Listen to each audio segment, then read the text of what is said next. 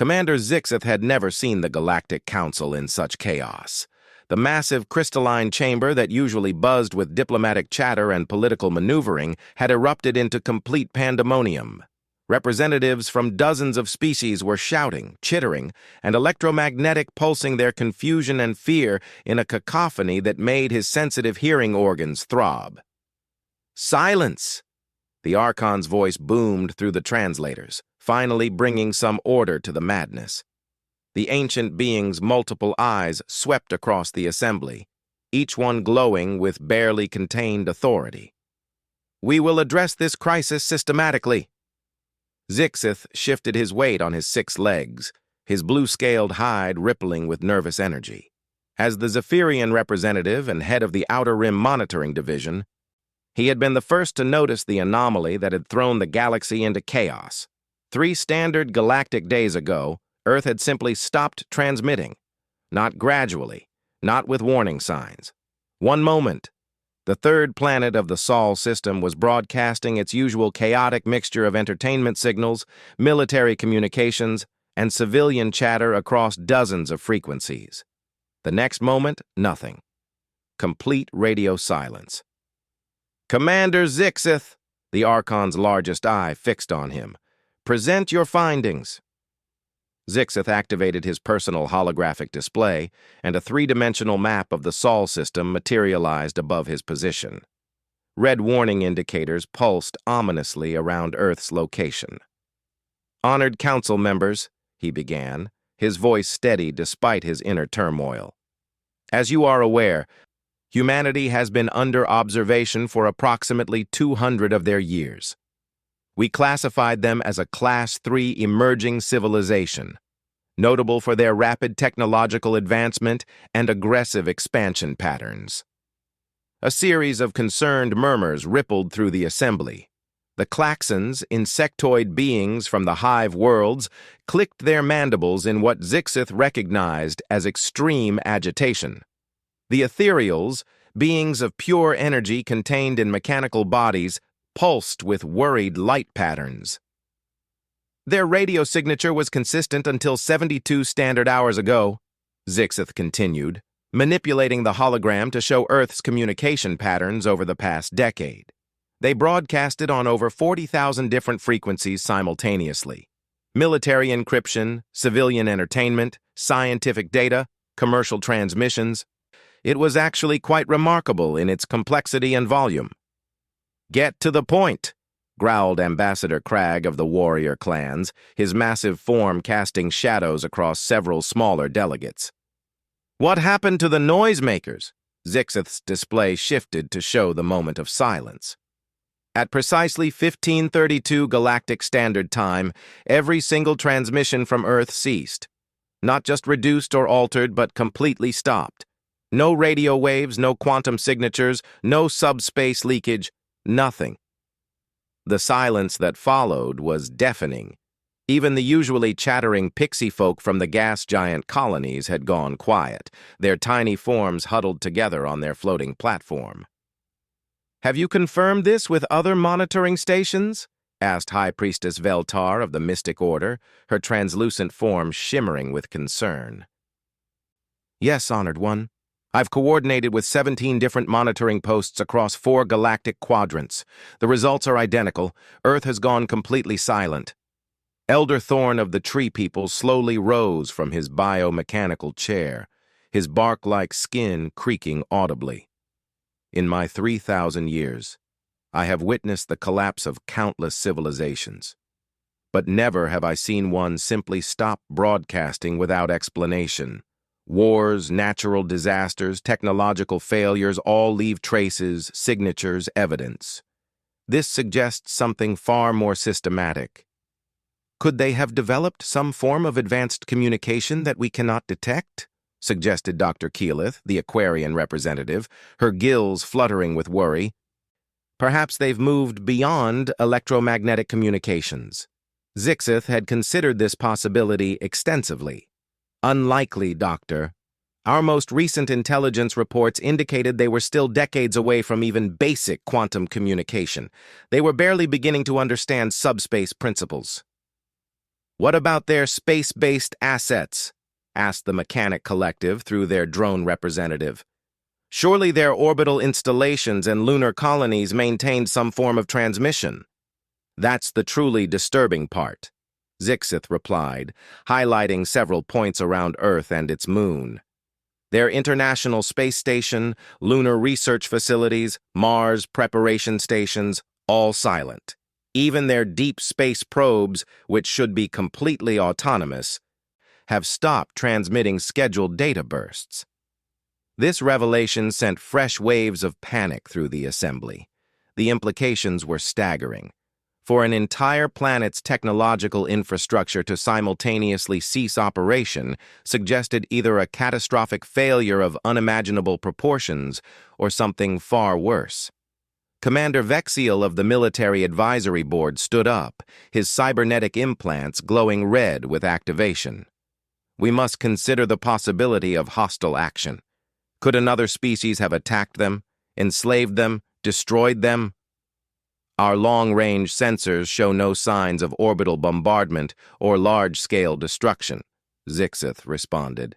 "The planet's atmosphere is stable, weather patterns are normal, and there's no indication of massive population die-offs. Whatever happened, it didn't involve traditional warfare." "Could they have discovered our observation?" whispered Representative Flux of the Shadow Collective, her words barely registering on the translation matrix. "Humans were noted for their paranoia and conspiracy theories. Perhaps they detected our monitoring and chose to go dark intentionally." The very suggestion sent chills through the assembly. If humanity had discovered they were being watched and had the technological capability to completely mask their entire planetary communications infrastructure, it meant they were far more advanced than anyone had realized. "Their last transmission showed no awareness of our presence," Zixith assured the Council, though he wasn't entirely convinced himself. "Standard entertainment broadcasts, news reports about their local politics, sports events, nothing to suggest they knew about galactic civilization." Archon Prime raised his primary appendage for attention. What was the nature of their final transmissions? Any unusual patterns or content? Zixith pulled up the data, his expression growing more troubled as he reviewed it. Actually, there was something odd. In the final hour before the silence began, there was a significant spike in military communications. Encrypted traffic increased by approximately 300% across all major nations, but then, nothing. "A coordinated shutdown," mused Elder Thorne. "Interesting. It suggests either external coercion or internal consensus. Neither possibility is particularly comforting." The debate continued for hours, with representatives proposing increasingly wild theories. Some suggested the humans had transcended physical existence. Others believed they had been absorbed by a hive mind. A few even proposed that they had developed time travel and had somehow erased themselves from the timeline. But as the discussions wore on, one terrible possibility began to emerge from the chaos of speculation. What if the silence wasn't the end of something, but the beginning? What if humanity hadn't disappeared or been destroyed, but had instead chosen to go quiet for a reason? What if they were preparing for something? The thought was deeply unsettling to every member of the Council. Humanity had been classified as aggressive, innovative, and unpredictable.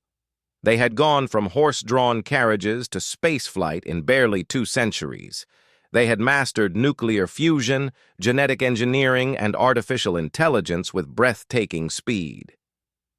If such a species had chosen to go silent while apparently still intact and functional, the question wasn't what had happened to them.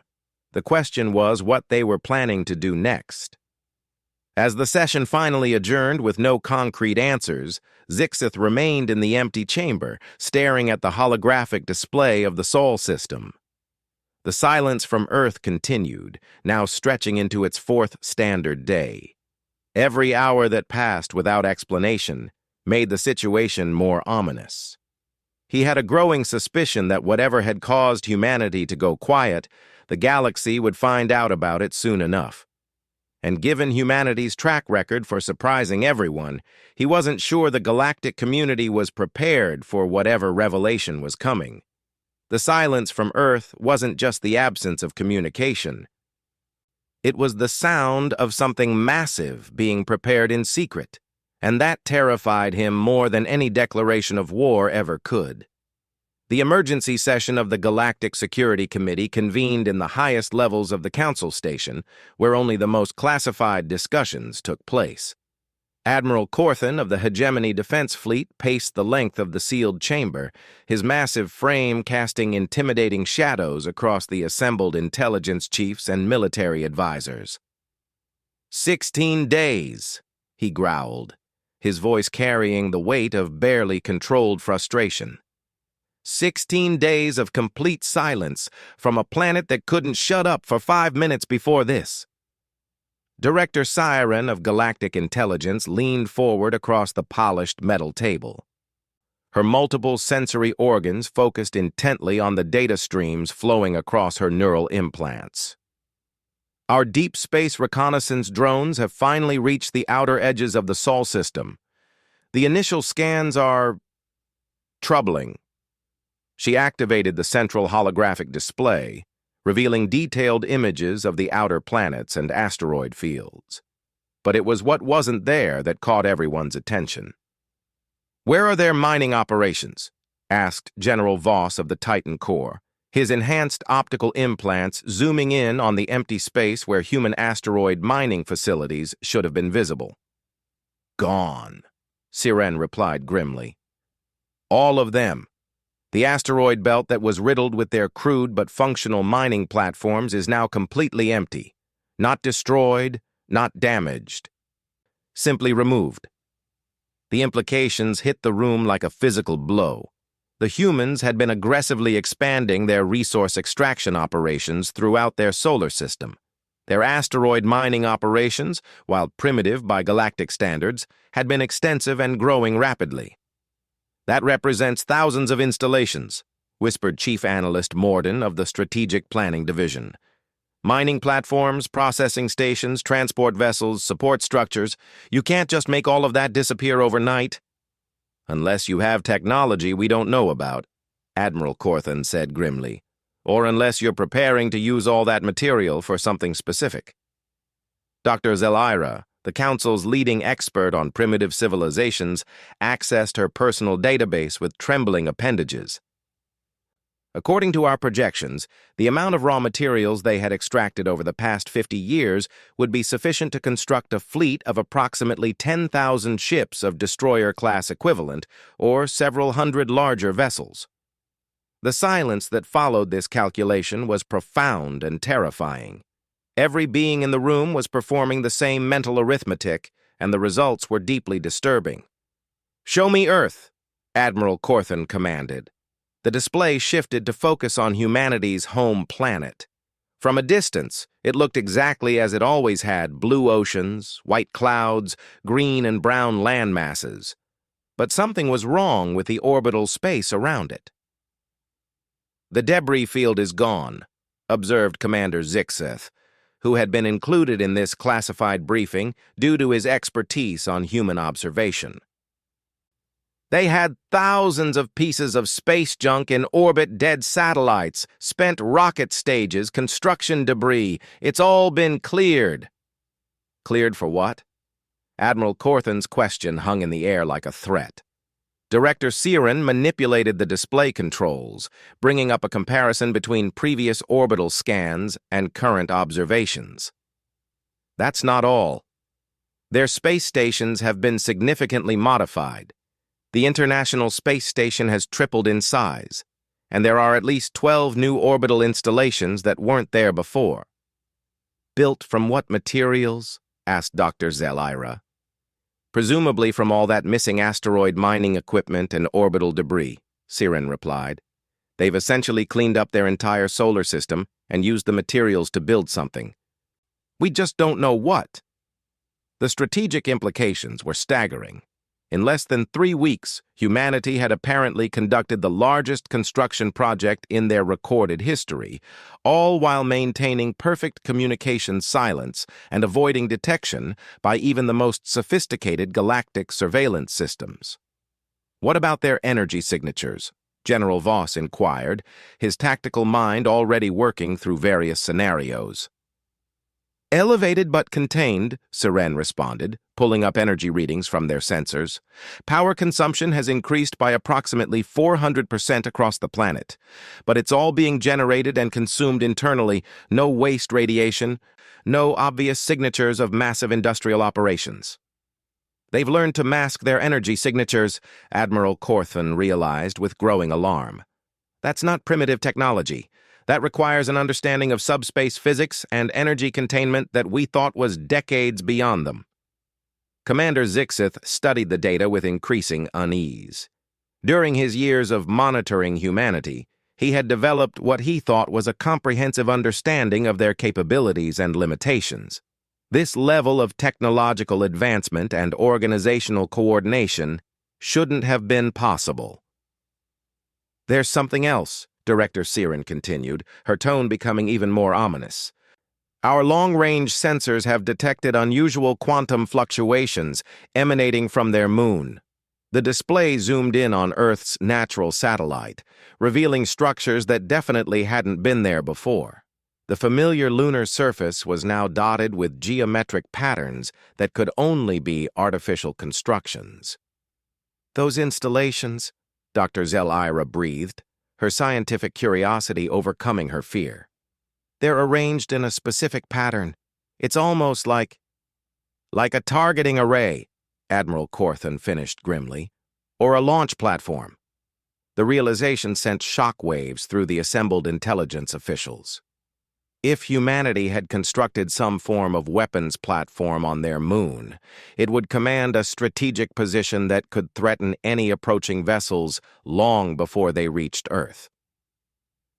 We need to consider the possibility that they know about us. General Voss stated what everyone was thinking but afraid to voice. This level of coordination and advancement suggests they've either experienced a technological breakthrough of unprecedented proportions or they've received external assistance. External assistance from whom? Asked Chief Analyst Morden. We've monitored all major spacefaring civilizations. None of them have had contact with humanity. All major civilizations that we know about, Admiral Corthan corrected. There are species in the Outer Rim territories that maintain minimal contact with the Council. Rogue states, isolationist empires, exile communities. The thought that humanity might have allied with unknown galactic powers was deeply unsettling. The humans had already demonstrated remarkable adaptability and innovation working alone. With advanced alien technology and guidance, they could potentially become a threat to the established galactic order. What are our options? Director Siren asked, though her tone suggested she already knew the answer wouldn't be pleasant. Admiral Corthan stopped pacing and fixed his gaze on the holographic display showing Earth's modified orbital infrastructure. Limited. If we approach the Sol system with reconnaissance vessels, we risk revealing our surveillance and potentially triggering whatever response they're preparing. If we don't investigate further, we're operating blind against a potentially hostile force that has already demonstrated advanced capabilities. There is a third option, Commander Zixith said quietly, drawing everyone's attention. We could attempt to re-establish communication. The suggestion was met with mixed reactions. Dr. Zelira looked intrigued by the scientific possibilities, while the military officials appeared skeptical of the strategic wisdom. Official first contact with a species that may already know about us and has chosen hostile preparation? General Voss shook his head.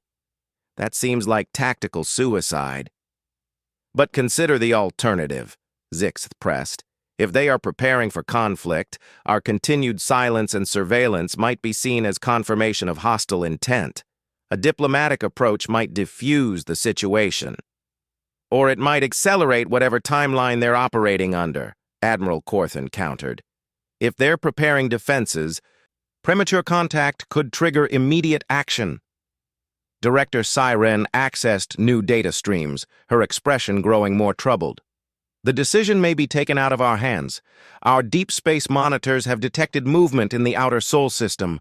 Multiple large objects are accelerating away from the asteroid belt region toward the inner planets. Ships? Admiral Corthan demanded. Possibly. The signatures are unlike anything in our databases. They're moving fast, too fast for any known human technology. But the quantum signatures are definitely artificial constructs. The room fell silent as everyone absorbed this information. If humanity was moving ships through their solar system using technology that exceeded galactic databases, the situation had moved far beyond simple first contact protocols. How long before those objects reach Earth? General Voss asked. Approximately 14 standard hours at their current acceleration rate. Admiral Corthan made a decision that would echo through galactic history. Prepare the Third Fleet for immediate deployment to Sol system perimeter. Maximum stealth approach. I want to know what humanity is planning before they complete whatever they're building. As the emergency meeting dissolved into rapid-fire tactical planning, Commander Zixth remained focused on the image of Earth floating silently in the holographic display. The planet looked peaceful, almost pastoral, but he could feel the storm that was building beneath that calm exterior. Humanity had gone silent for a reason. They had dismantled their space infrastructure for a purpose. They had allied with unknown forces for a specific goal, and now they were moving mysterious vessels toward their home planet on a timetable that suggested urgency.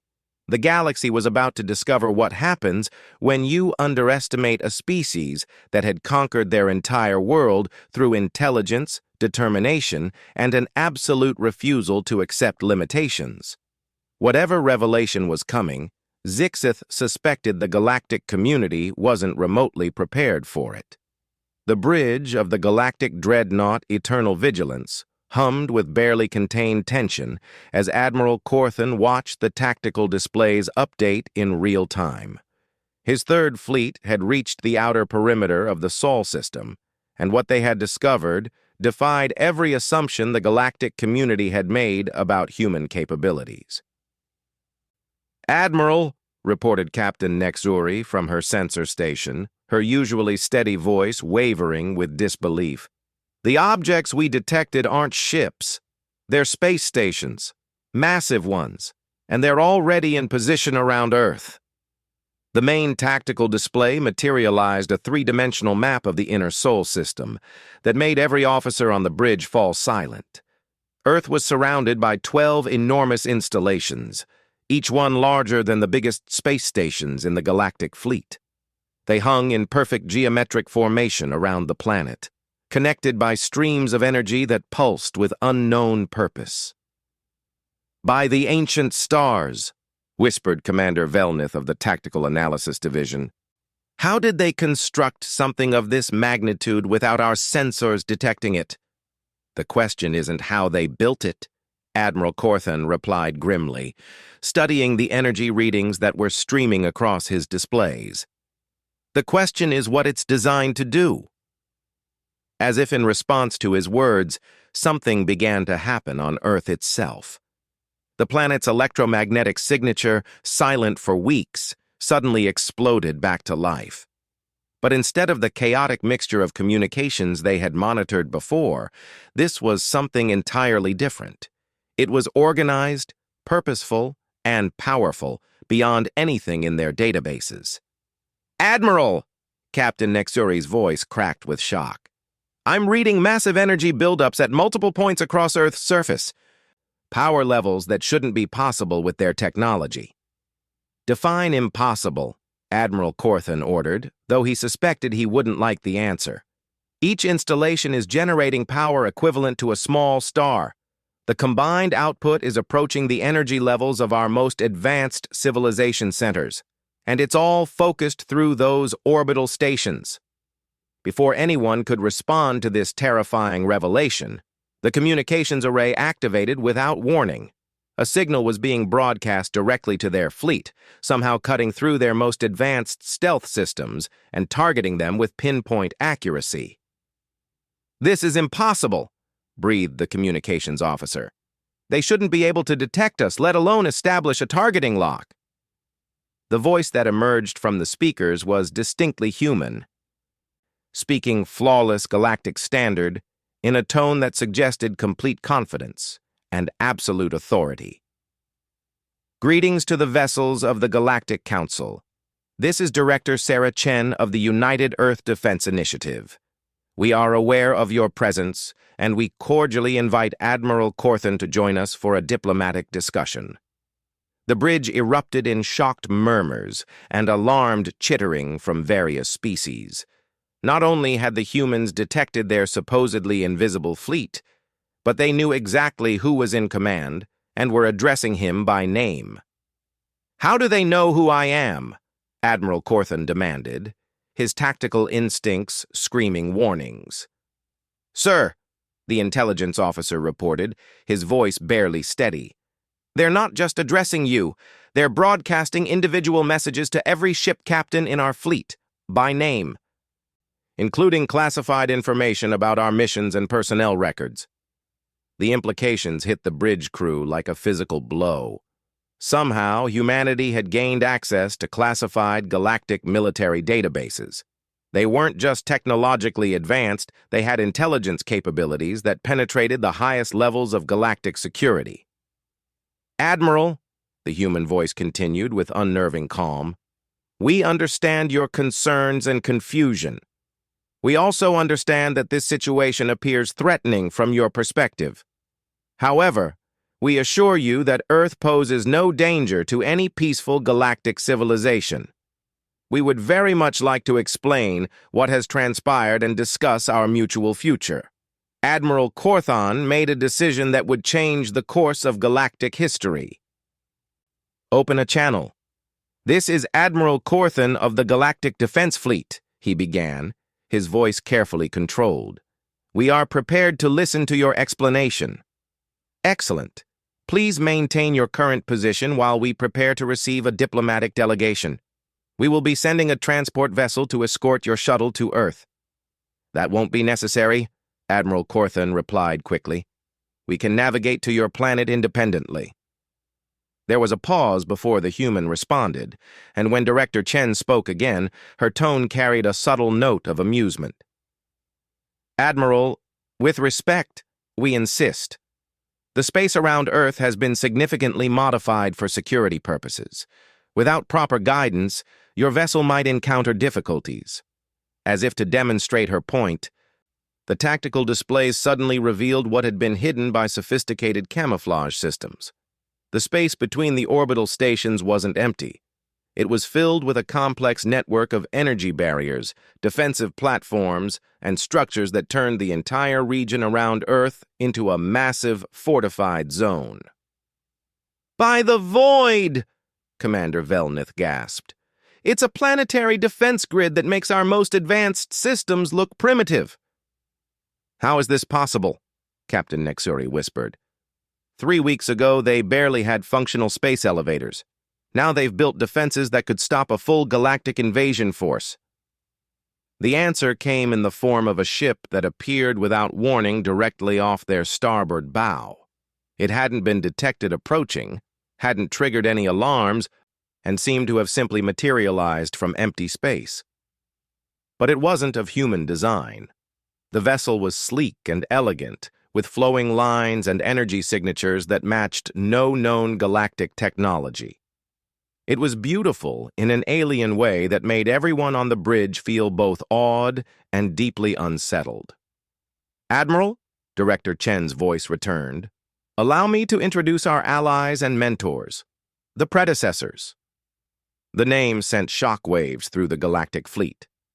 Every spacefaring civilization had legends of the predecessors, an ancient race that had supposedly ascended beyond physical existence millions of years ago. They were considered mythology, stories told to explain certain mysterious ruins and artifacts found throughout the galaxy. The predecessors have been observing galactic development for longer than any of our civilizations have existed, Director Chen continued.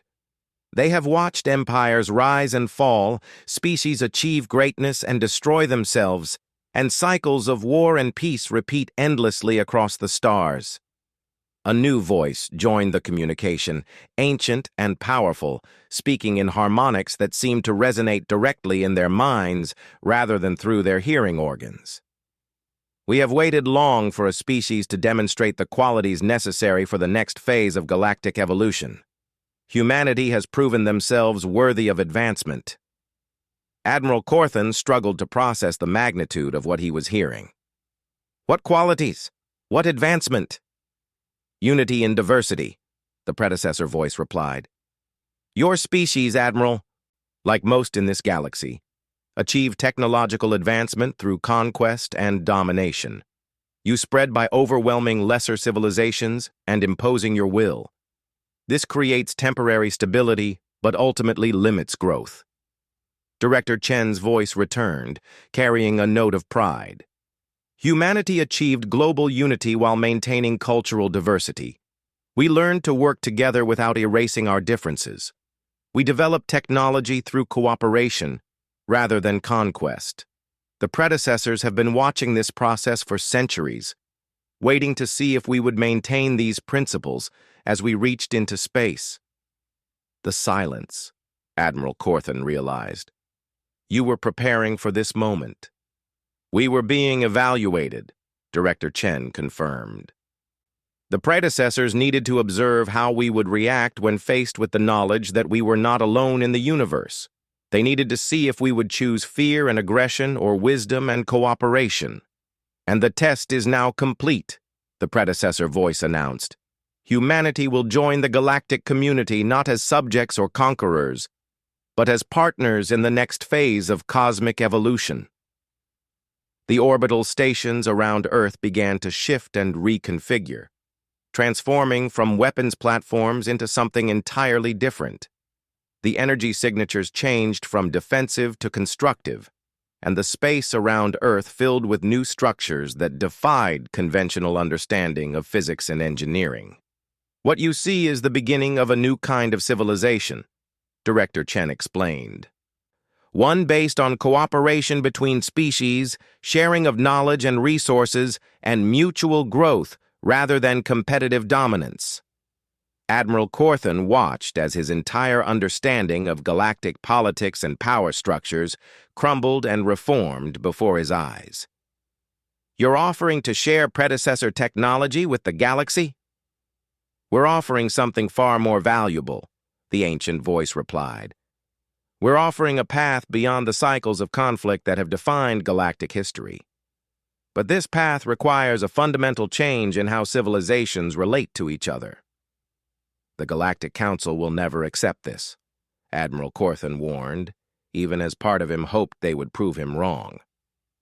Some will, Director Chen replied confidently.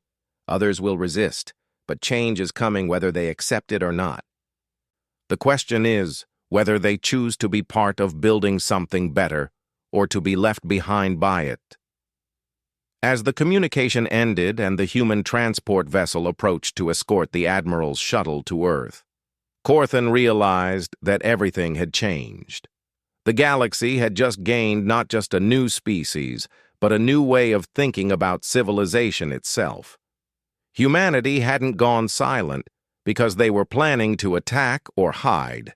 They had gone silent because they were learning to build something unprecedented in galactic history, a truly cooperative interstellar civilization. The silence hadn't been the end of humanity's story. It had been the beginning of everyone else's next chapter. And whether the galaxy was ready or not, that new chapter was about to begin. As his shuttle departed for Earth, Admiral Corthan looked back at his fleet and realized they weren't representatives of the most advanced military force in the galaxy anymore. They were students about to learn what civilization could become when guided by wisdom rather than conquest. The age of galactic empire was ending. The age of galactic partnership was about to begin. and humanity, the species everyone had underestimated, would be leading the way.